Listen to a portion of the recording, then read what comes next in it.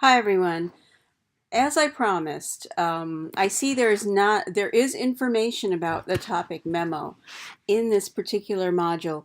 However, I find I'm really concentrating on you guys coming up with your own ideas. So I think I will post this video just to reinforce the assignment sheet that I've posted in the module about the individual assignment of the topic memo. Okay, I'll try to keep this short. It's actually not that complicated. What this memo is about is it's where you are telling me what you want to write about and what your sources are, and you want to convince me that you have a viable idea.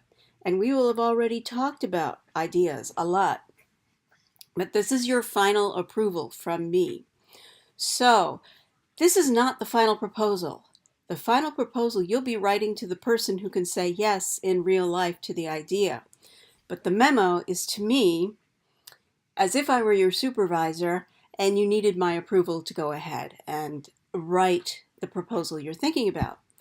This is real life because there are not many places who would let just an average Joe from somewhere in the organization start writing to big decision makers or to decision makers about proposals. This writer would probably want to have the backup and approval of their supervisor. So I'm your supervisor. So let's see, moving on. As I've been trying to emphasize, the topic memo is where you're telling me about the idea, and the idea has to be original. And yes, we do check. And it has to relate to a workplace or an organization where you are connected. So you have a role in this organization. You're not just an outsider.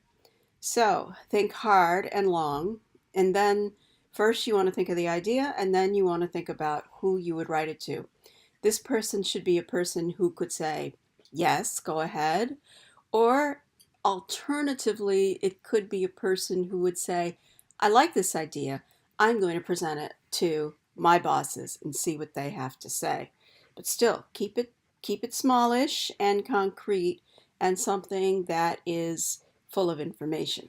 So you're solving a problem or you're enhancing operations, somehow making it better. Okay. Also, the second thing, as we've talked a lot about in the Google forum, et cetera, is about standing. So your reader doesn't have to consider you a world's expert. However, you should have the kind of standing, meaning you should be a person that your reader could rely on and feel is credible for researching the idea. So, for example, if you decided that you wanted the whole office to get rid of a bunch of paper, you might not be the world's biggest expert on recycling and different gadgets to remove paper from the office processes. But your boss should be able to say, well, this person's he or she's a smart person, and they can do the research, and I believe I would be able to take it seriously. So, with the topic memo, we again want to use the made format. Once again, never say message, action, details, or evidence in it. Put headers that are appropriate to what you are trying to say instead. But still, the order of information is basically what you want to use.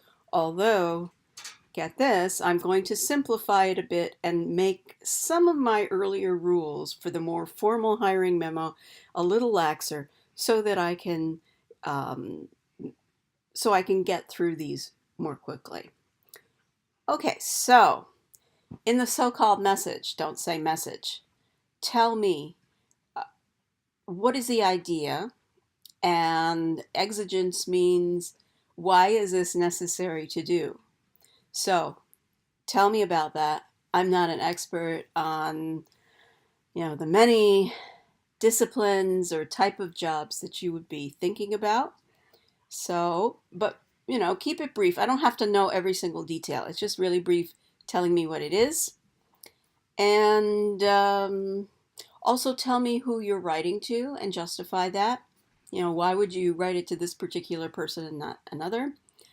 And also, at the end of this, just give me a brief rundown of what you'll use for rhetorical strategy. Now, this word means that you are going to tell me how you are going to make this an excellent proposal and what strategies you are going to use to be persuasive to this person. And different people are ripe for persuasion with different strategies. So, things you can tell me are, for example, is the person you're writing to very concerned about the bottom line? In which case, you're going to focus on, you're going to do some numbers crunching, you're going to present some alternatives to reduce expenditures, and et cetera, et cetera, et cetera. So one person may think that's important. Other people, like let's say if you were writing to Steve Jobs or something, they might be concerned with the innovation and of a technology. They want to know how this makes them stand in the industry. Why is it new and exciting? And how would it influence the competition in the workplace? Or well, you get the idea. Different people care about different things. Just tell me the type of information you're going to be using. All right, so that's the message. In action, it doesn't have to be very long. Just say you want me to approve it. Let's keep on doing this deferentially for the practice.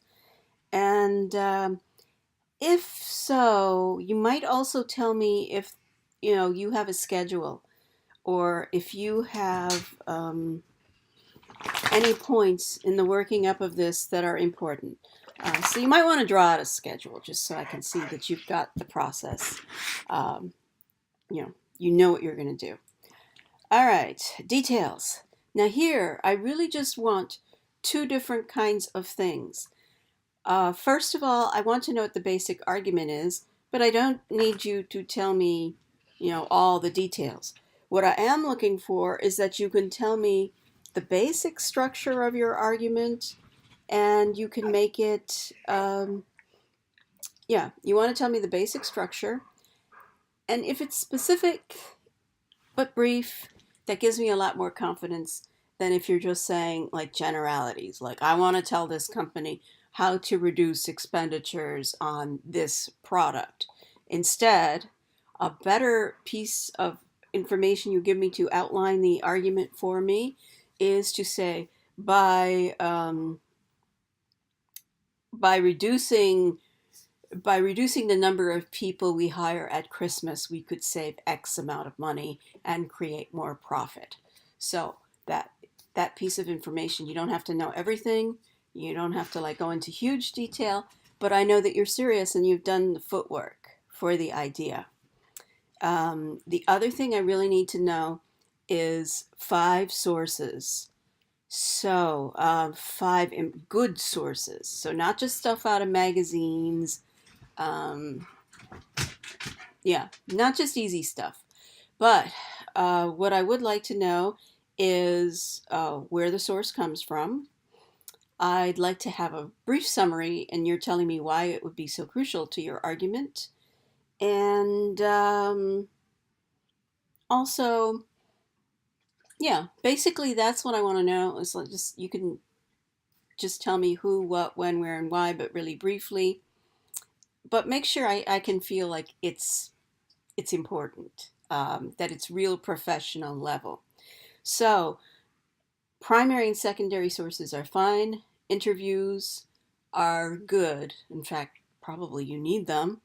A survey is good as long as it meets the requirement of a real survey. So not just some, like four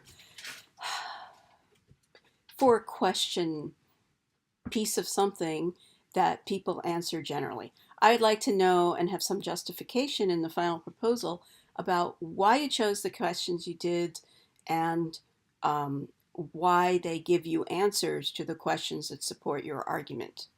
So those are primary pieces of information. Also documents. Make sure you can get documents if you feel they're important. Secondary sources are also very important. You need 10 sources. Only 5 for the topic memo, but in the end, 10 sources. I suggest go database surfing. You want to have information that comes maybe out of trade magazines, serious news stories, or articles. They don't all have to be scholarly articles, but the kind of secondary information that would impress your reader. So databases will be very important to you. Okay, and yeah, so those type of things I'd really like to know. Especially the sources tell me that you're underway, you've done your footwork, you also know what you're doing. As for the order, you can do it whichever way you want. If you want to present me some kind of outline of the information that you would give, the structure of your argument, what you might want to do is think about if you were arguing with somebody verbally, what would you say first? Then what would you add? How would you respond to this? What pieces of information would you bring in, and when and why? So you can have action first and the sources second. The action could be in an expanded outline, so that's good. Just, not like a high school outline where you say intro, conclusion, yada, yada, yada. Okay, so at least one sentence per spot. Okay, so you can put that first, you can put it second. You can also take action and sources and mix them up and say, I'm going to talk about this, and here are the sources I will use. All in all, I'm, happy about anything that makes sense. I will not pick on you for the development of your bullet points because I'm really just looking for raw information in some sense. So this isn't like the hiring memo where it was, a serious professional document using the style that would be even book worthy. So those are your details, your so-called details. And evidence, I don't know, the conclusion, the evidence, basically just say thank you very much for your consideration. If you have any questions, please feel free to contact me. But you do not need to add or attach information like vendor brochures or things like that. So you don't need to give me anything right now. If I have worries about it, I'll ask you about it. Okay, so I'm grading this mostly to see that you are ready to do your serious research. Preparing for the proposal means that you have to do some footwork in advance. You have to test sources and different ideas and just do enough so that you feel like it's reasonable to include these. If you later on in your research you find something better or you find that it doesn't work, you can change. I'm also looking to see that you have one focused topic. So don't make it too big. Don't make it like a huge marketing campaign with 16 different aspects to it. You're the best proposals like this based on one action or idea. And I guarantee you it's easier to write. You will find the information much more easily. Okay, so this is it. This is my explanation of what I want in the topic memo. Please listen to this a couple of times, especially before you begin the topic memo. I know it's a bit in the future, but it's also a very good idea to read this now to get an idea about the kind of idea you want to be thinking of. So, as I always say, you know where to find me. Thank you.